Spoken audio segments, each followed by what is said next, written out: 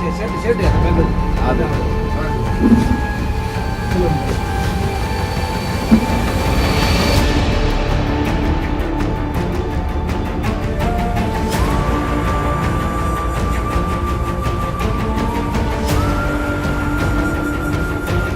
பண்ணிடக்கூடாதுமா, யார் பண்ணாலும் சொல்லணும் உடனே.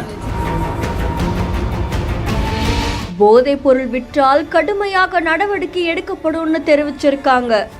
உடனே நாங்க அதை உடனே மூடிடுவோம். அவங்களுக்கு முதல் தடவை அபராதம் 25,000 இருக்கு. எந்த பிரச்சனைனாலும் நாங்க ஃபேஸ் பண்ணி தருவோம். பயப்பட வேண்டாம் இனிமே நீங்க, சரிங்களா? இதுக்கு முன்னாடி பயந்துருப்பீங்க. சரி, நம்ம யார்கிட்ட போய் சொல்லணும், நமக்கு என்ன பிரச்சனைனா யார்ட்டையும் சொல்ல ஒரு இது இல்லை உங்ககிட்ட, சரிங்களா? இப்போ ஒரு பிரச்சனைனா போகணும். அதுல எந்த பிரச்சனையா இருந்தாலும் எங்களை உடனே அழைங்கன்னு பொதுமக்களை தேடி சென்ற சிங்கப்பெண் அதிரடி படை.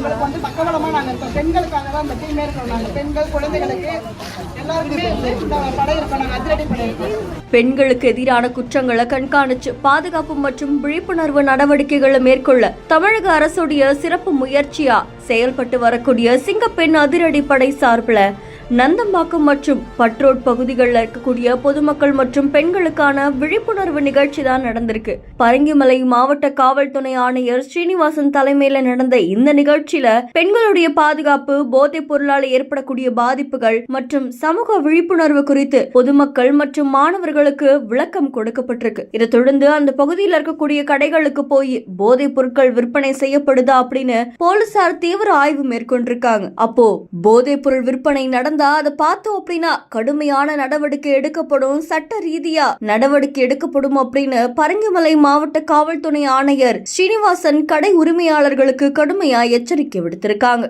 இந்த செய்தி பத்தின உங்களுடைய கருத்துக்களை கமெண்ட்ல சொல்லுங்க. மேலும் செய்திகளை உடனுக்குடன் தெரிந்து கொள்ள பிஹேண்ட் நியூஸ் வாட்ஸ்அப் சேனலுடன் இணைந்திருங்கள்.